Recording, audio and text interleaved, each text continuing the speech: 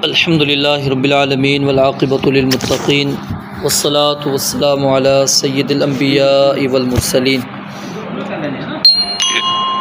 क़ाल रसूलुल्लाहि सल्लल्लाहु अलैहि व आलिहि वसल्लम इन्नमल अअमालु बिन्निय्यात व इन्नमा लिकुल्लि इम्रिइन मा नवा। तर्जुमतुल कुरान।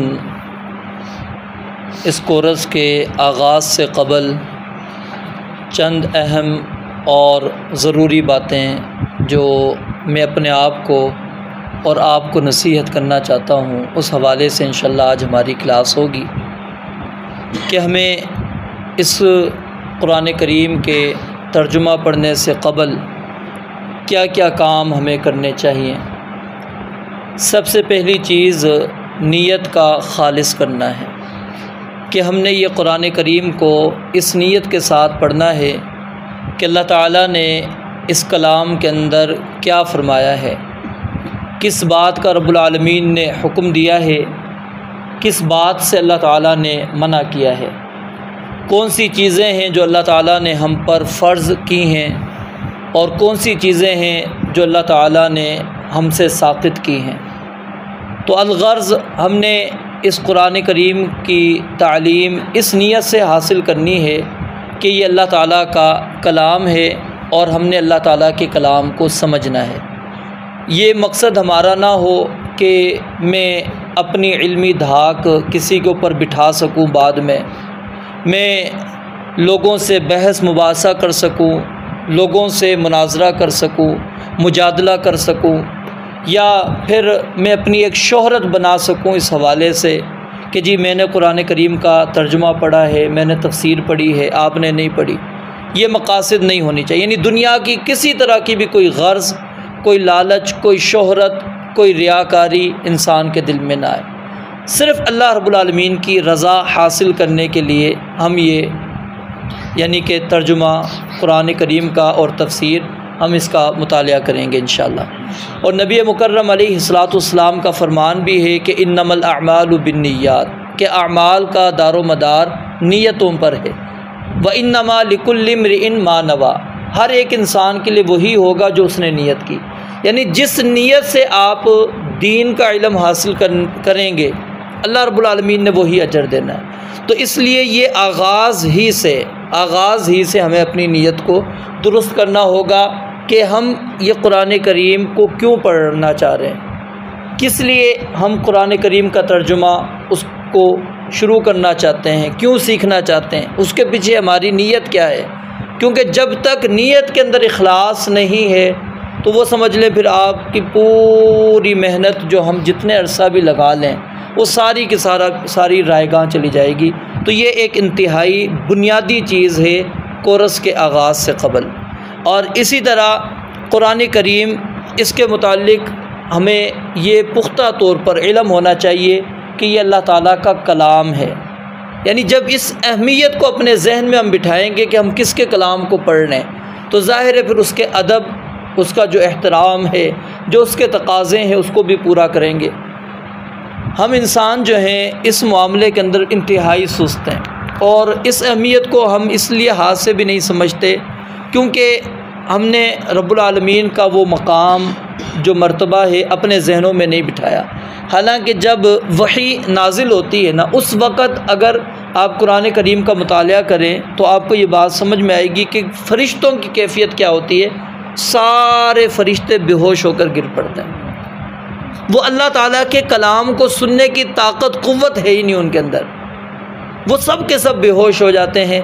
और जब अल्लाह ताला अपनी वही को मुकम्मल करते हैं उसके बाद होश आना शुरू होता है, एक दूसरे से सवाल करते हैं माज़ा क़ाल रब्बुना, हमारे रब ने क्या कहा। सब एक दूसरे को यही कहते हैं क़ालुल हक़, अल्लाह ने जो कहा हक़ का। वहुवल अलीयुल कबीर, वो बहुत बुलंद है, बहुत बड़ी ज़ात है। जो भी उसने कह दिया, जो भी हुक्म दे दिया है, बस हमने तो तस्लीम करना है, मानना है। तो यानी कि इस आयत से उलमा ये इस्तिदलाल करते हैं कि ये कलामुल्लाह की ये सख्ती इतनी है कि वो फ़रिश्ते बर्दाश्त नहीं कर सकते। और अगर आप अहादीस का मुतालिया करें, उनकी जसामत को अगर आप देखें, आप सिर्फ़ हामिलीन अर्श को उठा देख लें ना, जो अल्लाह ताला के अर्श को उठाए हुए हैं, वो 8 फ़रिश्ते हैं। अल्लाह रब्बुल आलमीन की ज़ात, फिर कुर्सी और उसको उठाए हुए 8 फरिश्ते, आप अंदाज़ा लगा सकते कितने ही अल्लाह ताला ने उनके अंदर क़ुव्वत ताकत दी, कितनी कदो कामत उनका मौजूद है। ये फ़ासला कई सालों पर मुहीत है उनका, लेकिन उसके बावजूद वो क्या है, इस कलामुल्लाह के बोझ को नहीं उठा सके। इन्ना अरज़नल अमानत अलस समावाति वल अर्ज़ि वल जिबाल फ़अबैन अन यहमिलनहा व अशफ़क़न मिनहा।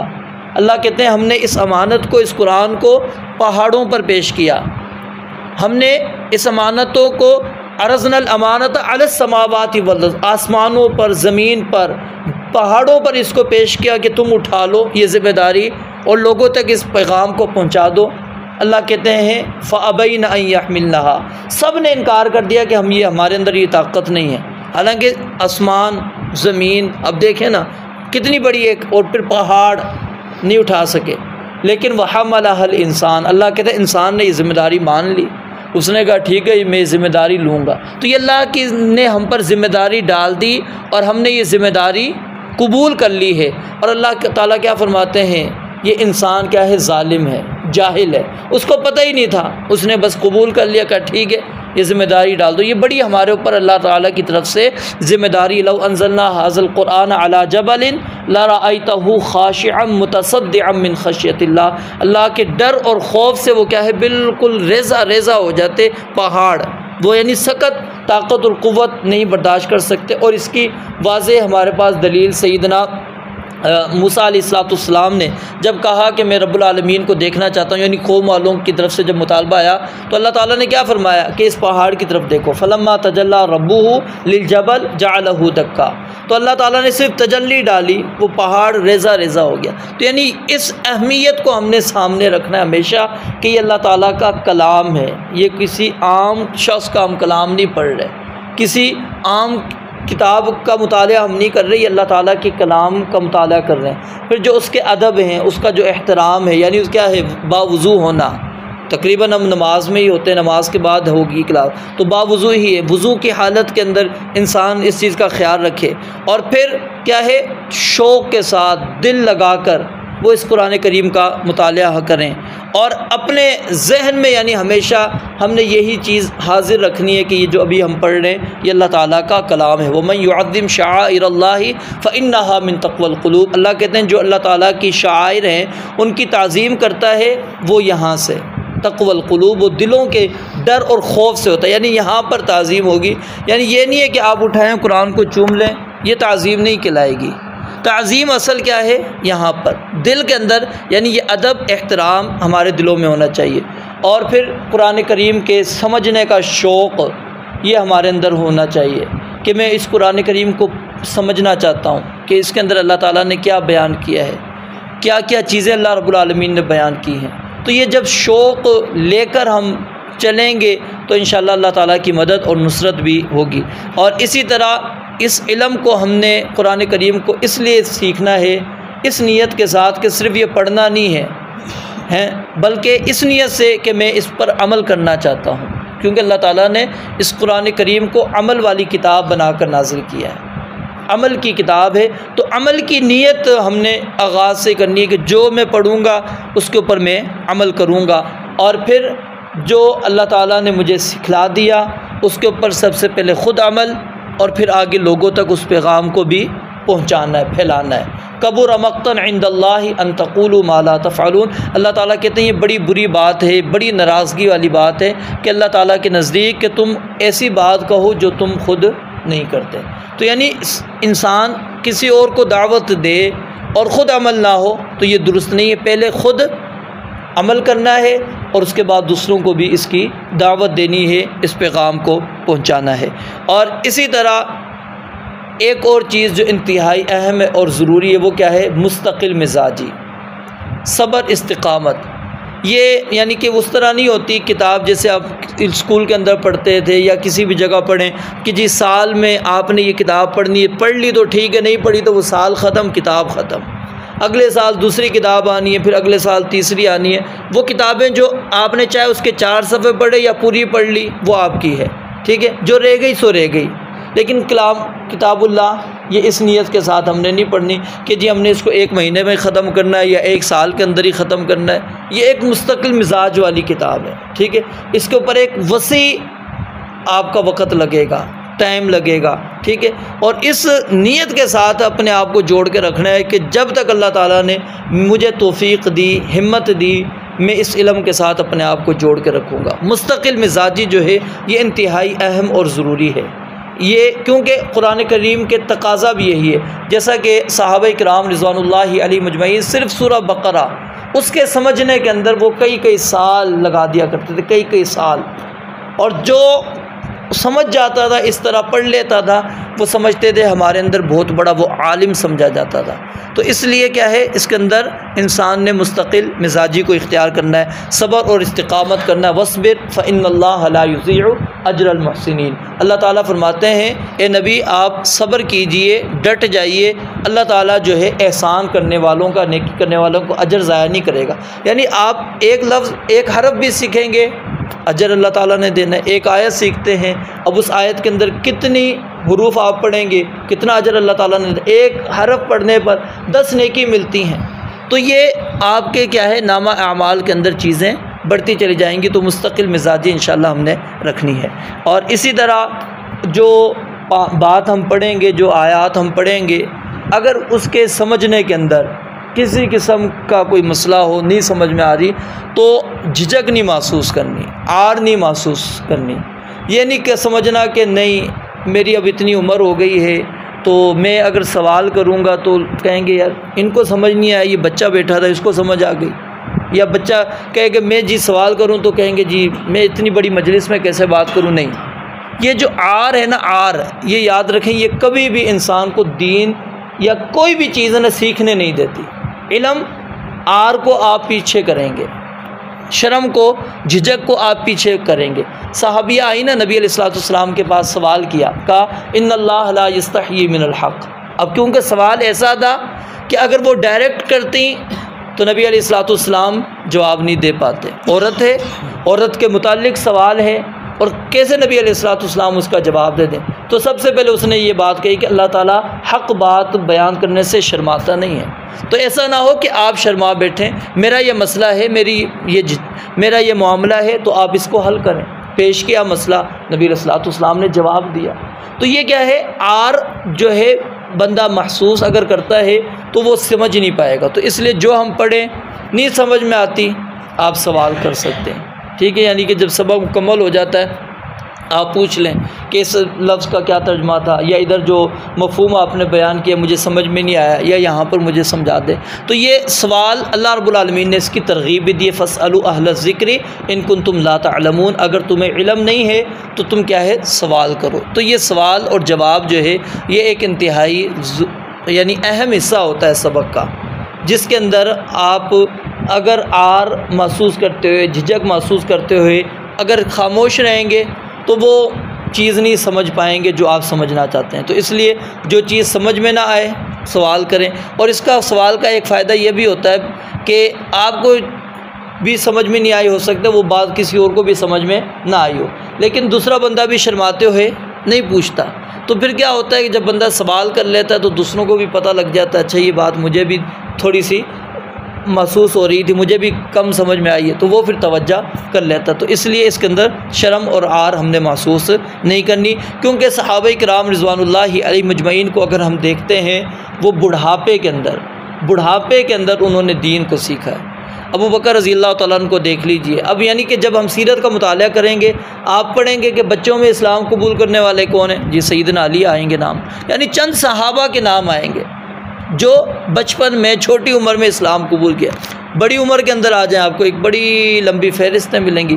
क्या सहाबा ने आर महसूस की, शर्म महसूस की है कि अब हम कैसे सीखेंगे, अब कैसे हम सीखें, कैसे हम पढ़ें? नहीं, आए जब अल्लाह ने तौफीक दी उसी वक़्त वो शुरू हो गए। और इसी तरह एक और चीज़ है, वो क्या है, दुआ, इसका एहतमाम करना है। रब्बि ज़िदनी इल्मा, अल्लाह के नबी अलैहिस्सलाम जिनके ऊपर देखें वही नाजिल हो रही है, अल्लाह ताला वही नाजिल कर रहे हैं, उनको अल्लाह ताला कह रहे हैं कि वक़ुल, आप ये बात कहें, रब्बि ज़िदनी इल्मा, अल्लाह मेरे इल्म में इजाफ़ा कर दे। तो यानी इसकी इंतहाई ज़रूरत है हर एक को।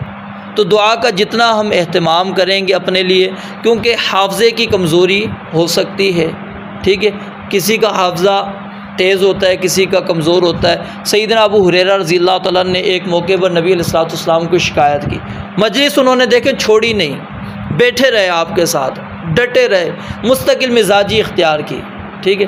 अब देखा कि मैं बैठा भी रहता हूँ, पूरा पूरा वक़्त भी देता हूँ, लेकिन नबी अलैहिस्सलाम की बातें मेरे जहन में नहीं बैठती, भूल जाता हूँ। आपको शिकायत की, कहा कि मेरा हाफ़ज़ा बड़ा कमज़ोर है। नबी अलैहिस्सलाम ने फरमाया एक दफ़ा कि अपनी चादर फैला देना ही है, जब मैं दरस दूँगा तो चादर फैला देनी है। उन्होंने इसी तरह किया। उसके बाद नबी अलैहिस्सलाम ने उनको उसके अंदर लपेट दिया, और उसके बाद कभी भी सैयदना अबू हुरैरा कहते हैं मुझे फिर भूला नहीं मैं कि नबी अलैहिस्सलाम ने जो बात बयान की उसमें से कोई चीज़ मैं भूल जाऊँ। तो ये क्या है, इंसान के अंदर होती है, वो क्या है, दुआ होती है। अब वो नबी अलैहिस्सलाम की दुआ की बरकत थी कि अल्लाह रब्बुल आलमीन ने उस बरकत से उनको ये दे दिया। तो हम अल्लाह ताला से जब अपने लिए मांगेंगे, रब्बि इश्रह ली सदरी व यस्सिर ली अमरी वहलुल उक़दतम मिन लिसानी यफ़क़हू क़ौली रब्बि ज़िदनी इल्मा अल्लाहुम्मा अन्फ़अनी बिमा अल्लमतनी व अल्लिमनी मा यनफ़उनी व ज़िदनी इल्मा। तो इस तरह की दुआएँ फिर नबी अलैहिस्सलाम ने सैयदना अब्दुल्लाह बिन अब्बास को दुआ दी थी कि अल्लाहुम्मा फ़क़्क़िहु फ़िद्दीन व अल्लिमहु तावील, कि अल्लाह इसको दीन की समझ अता कर, इसको इस कुरान की तालीम दे दे, इसको समझा दे तफसीर भी।